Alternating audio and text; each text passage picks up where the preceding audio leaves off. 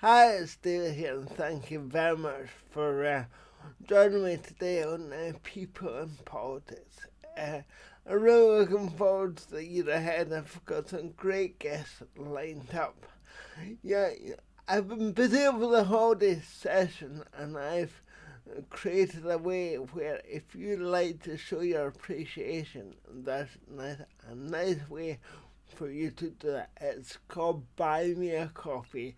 There's a page called Buy Me a Coffee where you can donate $4, $5, as little as you like, and just help me out with travel costs associated with the project. So I'll pop a link in the comment box below, and there's also a link in the description to my YouTube channel.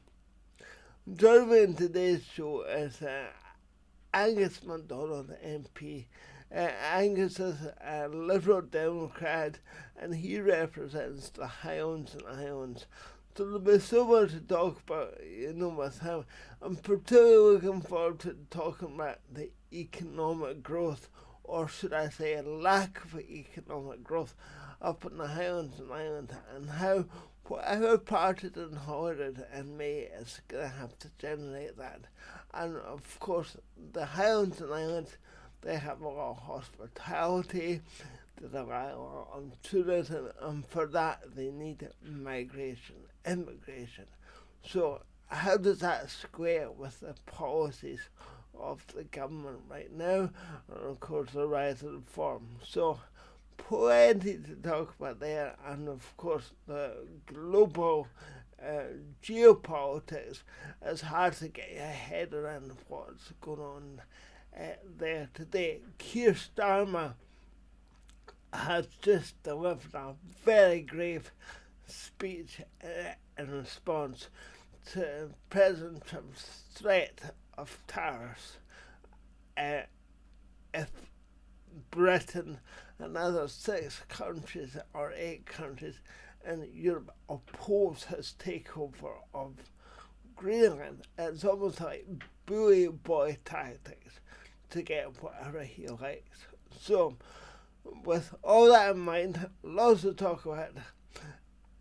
Welcome to People and Politics.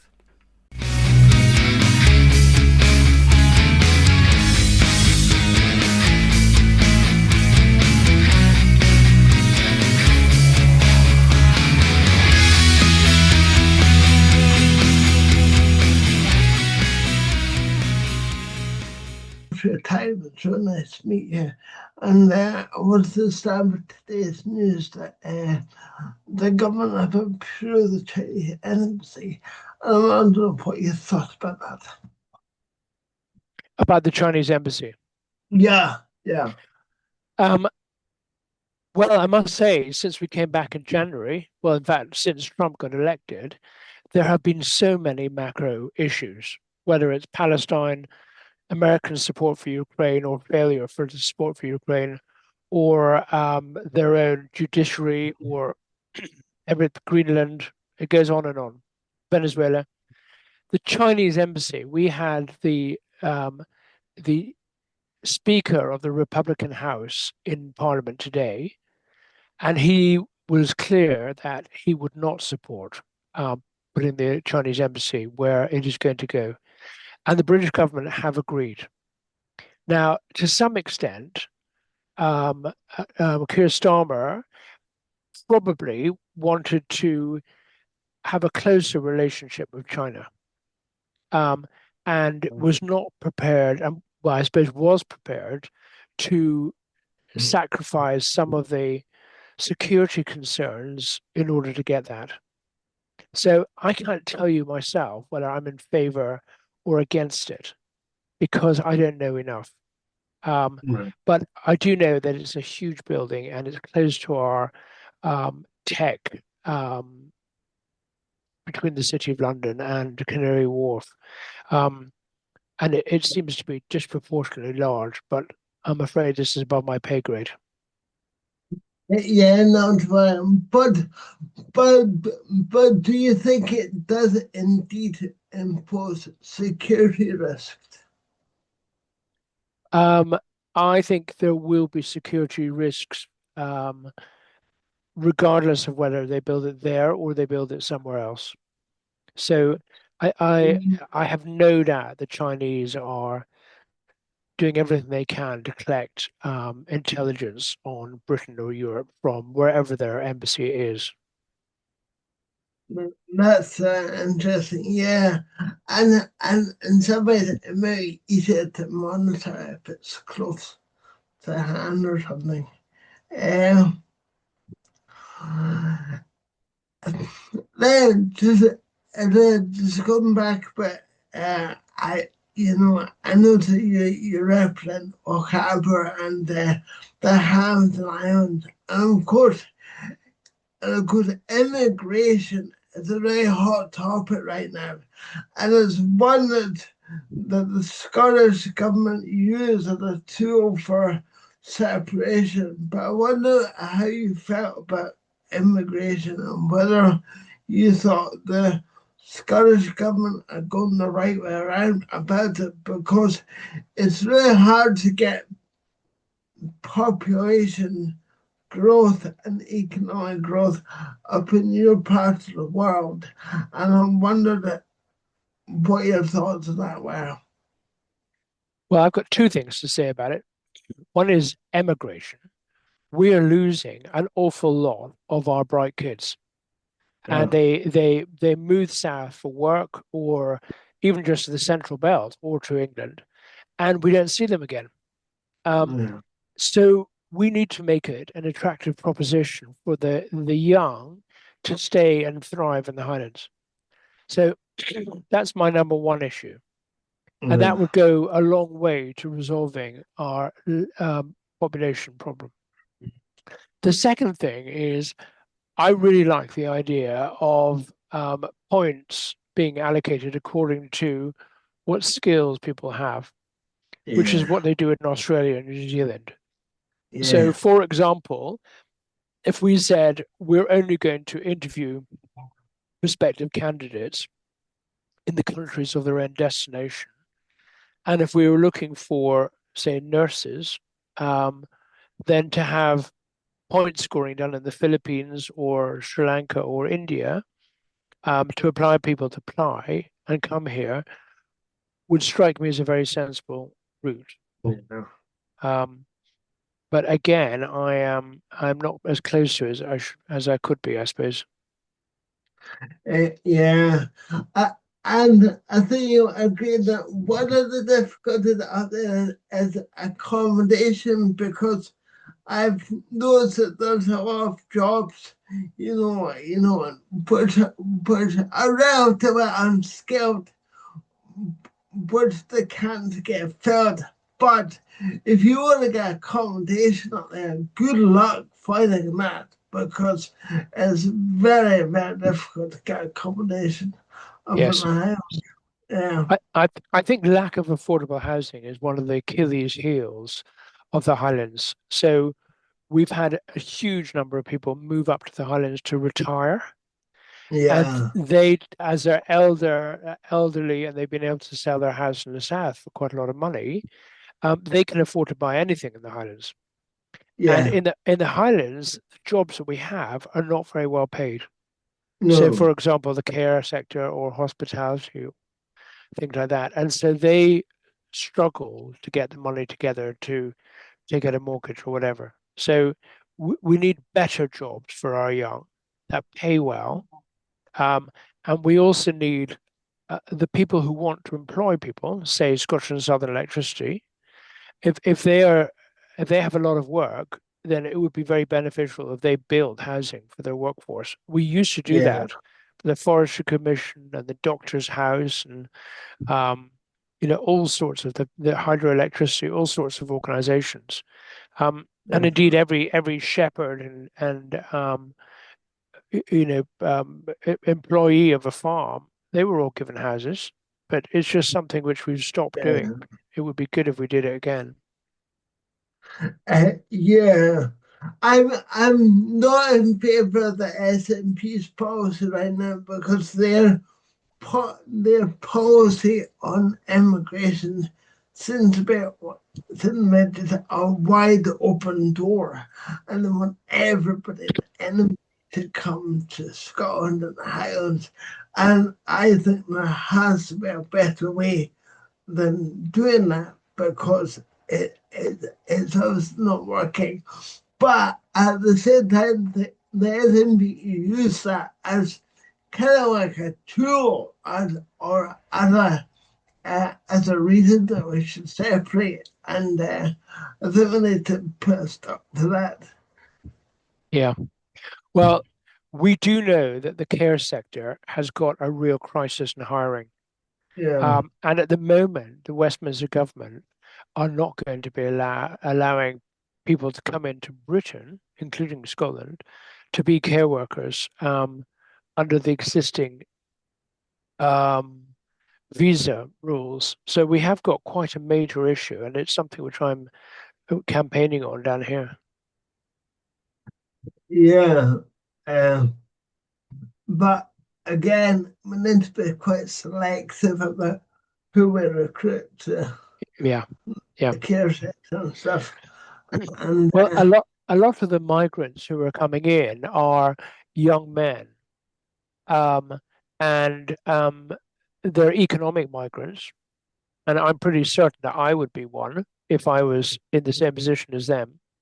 yeah. Um, but the people we really need is people to work in, for example, hospitality and care, and a whole lot of other sectors as well, engineers and things like that. But I would really, really encourage our educational system, Gillian Martin, to set in place both college and also high school, where we're teaching sciences, computing, mathematics, etc., and of course, care and nursing. Yeah. I, the, I get kind of frustrated at the Scottish government saying that we're short of skilled people because, there's so many highly skilled jobs that are advertised, but they're fiercely, fiercely competitive Yeah. to get them. So we're obviously not short of skilled people.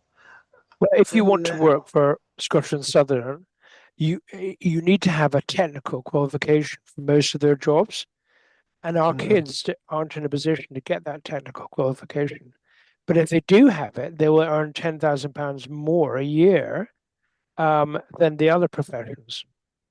yeah, So so it would be great if in Fort William and Portree they could teach um, engineering or technical skills, which they don't at the University of Highlands and Islands. yeah, that'd be good, wouldn't it? I I noticed that you grew up in the Highlands. You grew up in the Quacky again. I did. So yeah, Famous pub. as a benefit, what age were you when you left there? Because I can do the math. Glencoe was about like your Yeah. playground or something. So I Yeah, I was about 18 when we left, and I oh, it was about the same time as I was joining the army. right. So it was my formative years, I suppose. But my father had that famous sign in the pub saying "No hawkers or Campbells," Uh, which became quite a that's famous sign. hilarious. Yeah, Yeah. So you probably climbed all the mountains and Glencoe by the time you were just a really young lad or something like that. yes, I've definitely been up all of them. Although it's a long time since I had the courage I did back Yeah, in those days. I did what's called the Anakika Ridge about 5 years ago with my wife, but even yeah. that's quite scary. Yeah, but yeah, I remember years ago I did the bidding. I did the bidding and Bain when I was at university, and then years later, one of the friends that did it with me drove past, and I thought, how on earth did we get David up there? But they got me up in some ways and got down again. But Wow. that was a long time ago, Yeah, yeah. a long Wow. time. just going back to the geopolitics, I think. How serious do you think Donald Trump is about Greenland? Well, I mean, we talk about it the whole time, and it's deeply upsetting. I mean, really upsetting. My mother's American, and her family would be so upset about this whole issue. Yeah. For a start, they don't need Greenland because they have the rights to put the troops there, and they can even do a deal to mine. Now, I think the real reason he wants it is because of the rare earth minerals. So he wanted Venezuela for the oil, and he wants Greenland for the rare earth minerals. But that's not what he's saying. He's saying he wants it for defense. But there hasn't been a Chinese ship within miles of there for a decade. So Right. it is not China. And Russia, well, he's overly friendly with Russia. So he's Yeah. not that worried about Russia. So I just think it's an ego thing. He wants to add to the United States in his term in office, and he wants to enrich the United States, but quite possibly his family for the rare earths. Yeah. How likely do you think it is to happen? Because if it did happen, it could drive a really big wedge, right through the transatlantic agreement, and it has big implications for NATO. It's really serious, and I'm not sure. I'm not sure there would be a war. I mean, but I was pretty sure they wouldn't invade Venezuela either. So I got that wrong. So I would say it's 4 out of 10 likely he'll invade. But I think it's 8 out of 10 that he would say to the Greenlanders, "We'll give you $1 million each if you sell it to us," or something like that. He'll do some sort of commercial deal. yeah, And that's being rumored already. But I'll tell you what is quite shocking is I'm sure you read about his correspondence, his texts with the Norwegian Prime Minister. oh, Basically, that yeah, was you shocking. it's shocking. If you won't give us a Nobel Prize, then then pieces off the table. We're after Greenland. He is not a high quality man. It's like a petulant child. Yeah, And it is. Yeah, he's a disgrace to America. absolutely. And do you think Keir Starmer is handling him well? Well, Or as well as he can do? I am inclined to be more pushy than Keir Starmer is, but that's probably a personality thing as much as anything else. He's very cautious lawyer, public prosecutor, does everything by the book. Whereupon I would say, right, we're just going to slap taxes on the tech companies, um, and something like that. Um, and also, I mean, we have got one big thing over him, which is there are trillions of dollars of borrowings of American bonds in Europe, and if we started saying, like, if you push us through, then we are going to sell a significant number of bonds, then I think he would be in a very difficult position. Yeah. Well, I hope it doesn't happen, and I think he's losing a lot of support at home in America, I think and so too. Finally, uh, yeah, yeah. So hopefully, yeah. um, I I read something in the Guardian a few days ago about the Liberal Democrats and Ed Davey, and some people are really happy with Ed Davey, and some people think that he should be a bit less cautious and a bit more. I can't think of the word, is it confrontational Yeah, or yeah. assertive? And I wonder if you'd heard rumbles about that going around and what your take on it was. Well, fun enough, I sat down with a senior Lib Dem staffer the other day, and he just wanted feedback. And I said, well, what's amazing about our Lib Dems is that of the 72 of them, there's a huge number of real achievers, and they work really hard, and they're very nice to deal with. And okay, we might not be the flashiest game in town, but we really work for the people. We make great constituent Yeah. MPs. Um, and I think that we have a very high level of trust in our constituents. Um, we're very strong in health and social care, and that is Yeah. the number one issue of our constituents. With the availability of hospitals, dentists, etc. Um, I think we need to build up our strengths in the finance and economy, and Yeah. I would love us to be seen as a party of education. Um, so that would give us a three-legged stool. Now, meanwhile, Ed Davey, well, he's an economist by training. He's very bright. His name recognition wasn't high, but because of his stunts, it allowed him to get on the front page of the Times and the Financial Times, and he's Yeah. now.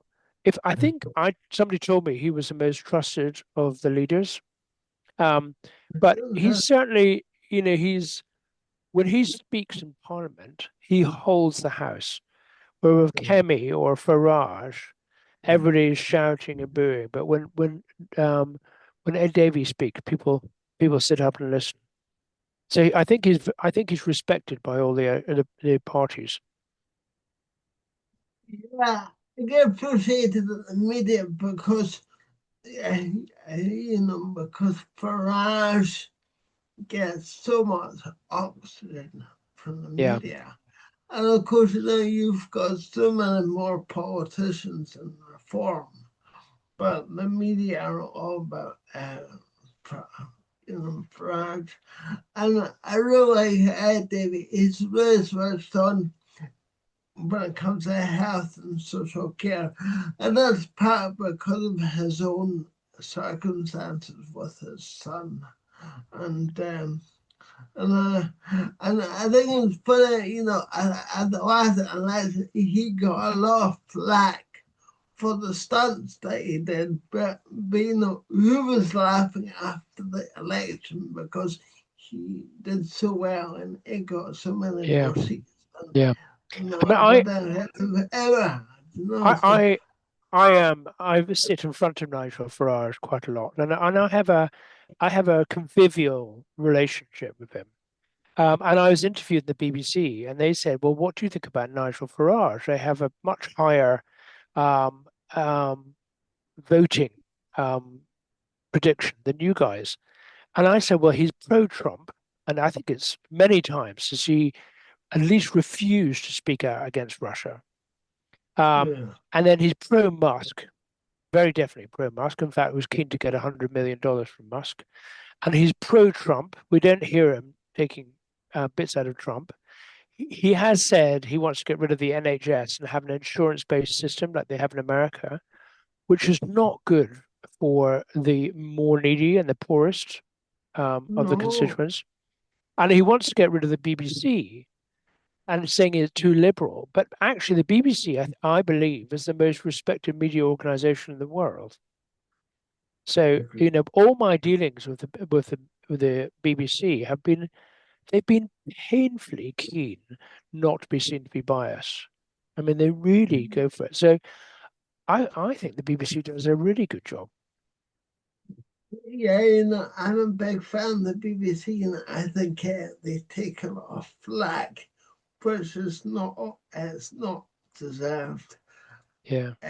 Or It's quite certainly not all the time, because they are without doubt one of the listeners spread across the world, not just so in but not the Nigel UK. Farage gets £400,000 a year from GB News. He is not neutral in this subject.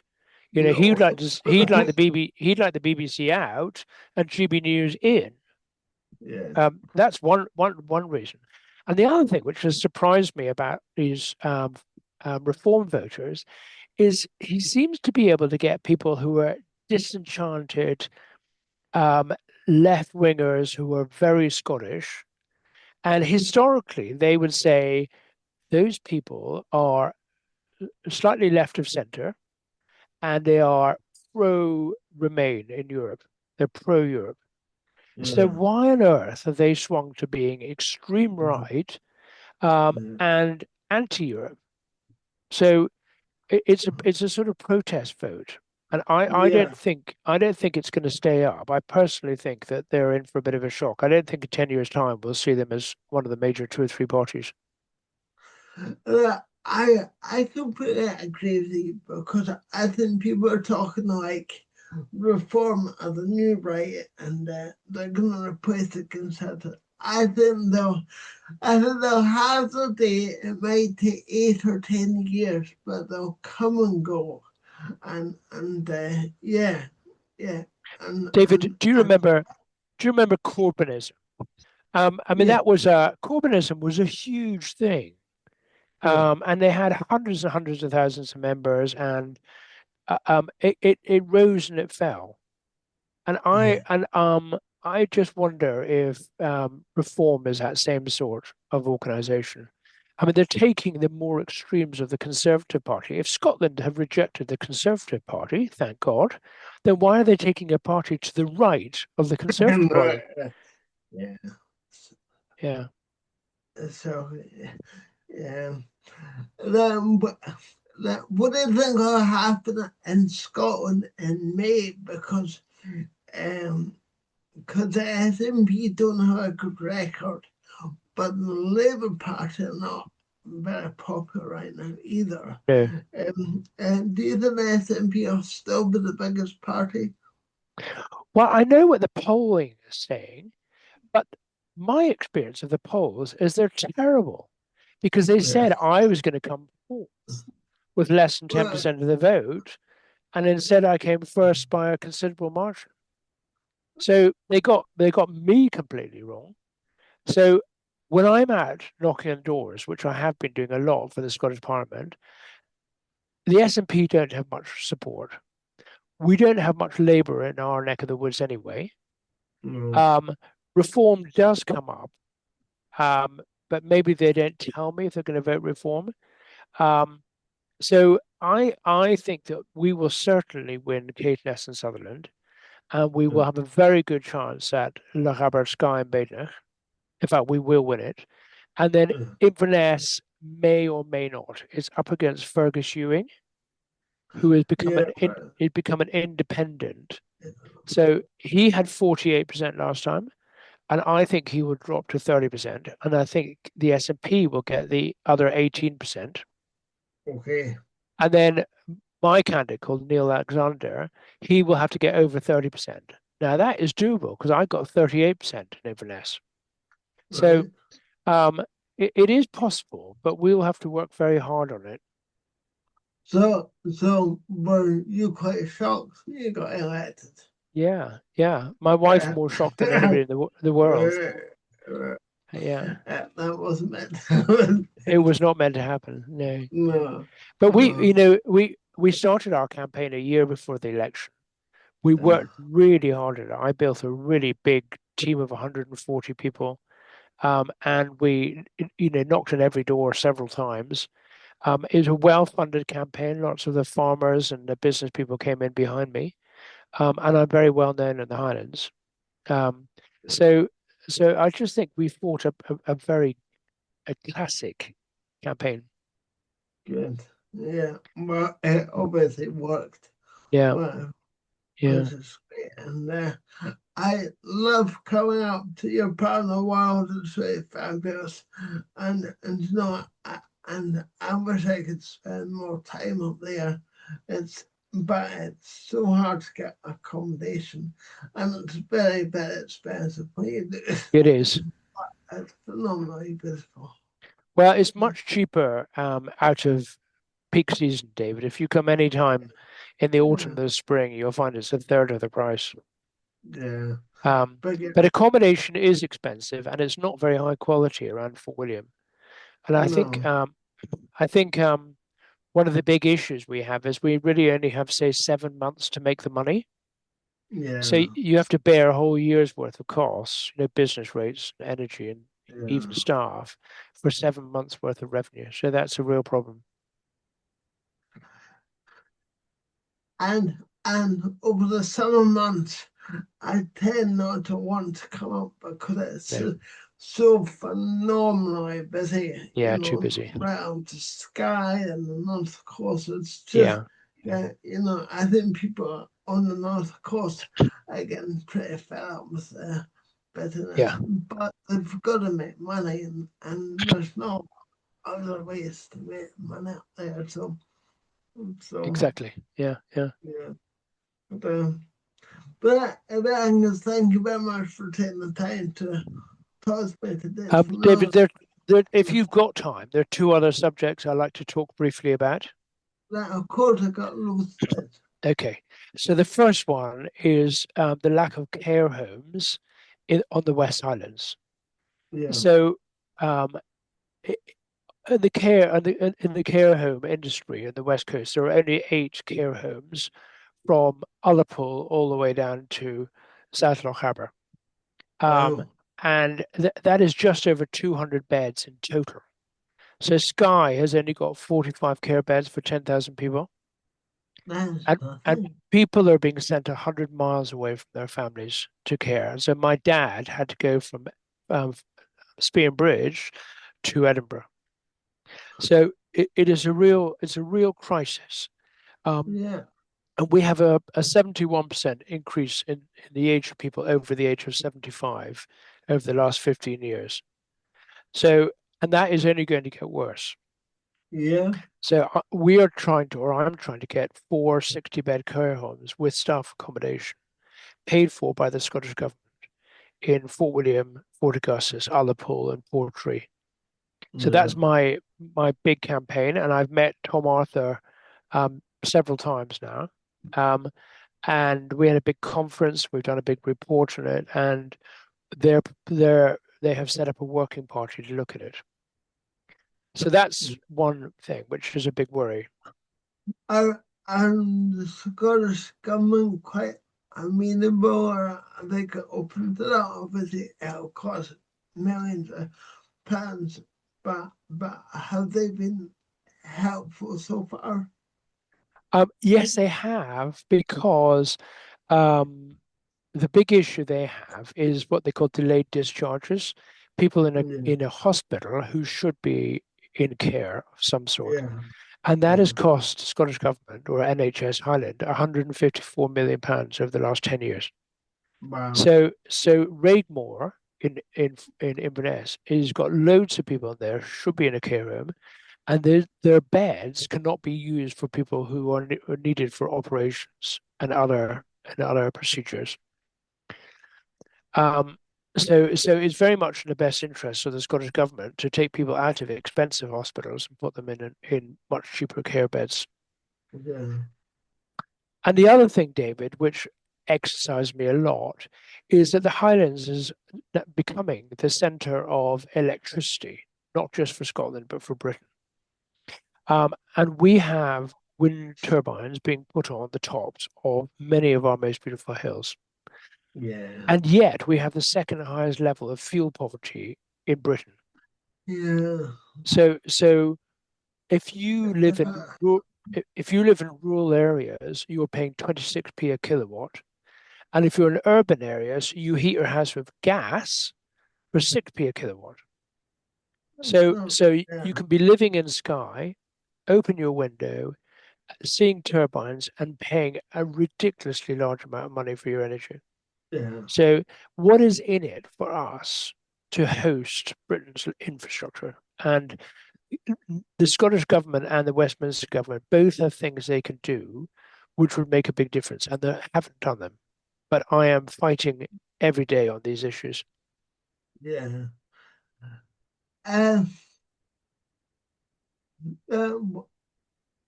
is the thing is that, and then what do you think of the policy that they should renew some more drilling and some more oil and gas, because people think that we should stop all North Sea production, but the reality is, shouldn't be able to do that. So I'm going to tell you my personal opinion, David, and this is Yeah. not Lib Dem policy. No. I think we should use all our oil and gas that we can. Yeah. Because why is it sensible to import gas from Norway when we can't get it ourselves? All we're doing is using more CO2 to ship it over here, and we're paying more money, which is making the Norwegians even richer. Yeah, that's crazy. Yeah. Am I going to vote? Dave, I have to vote in a second. Okay, away you go. Is this the one I'm voting for? We might be abstaining from this. Hang on. I can keep talking, David.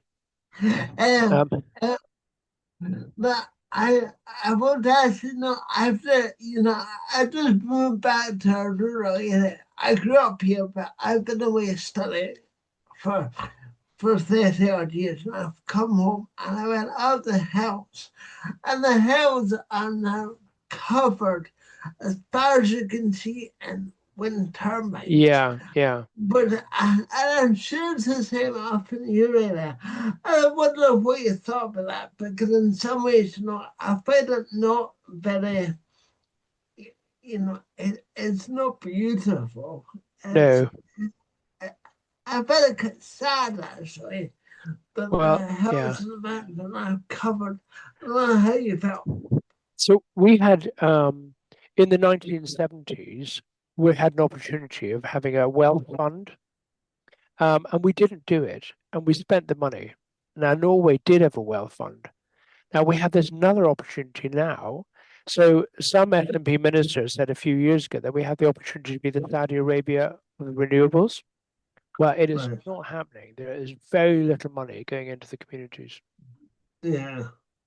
So it's not good enough. No, it's a shame. And Yeah. Okay, David. Bless you. Thank you very much for speaking to me. No, not at all. Thank you very much for giving your time to do this for me. I don't have a big audience or anything, but I do because I really enjoy it. Of course. Well, good luck in the awards next week. You're very thank you very much. You're very knowledgeable. I enjoyed our chat.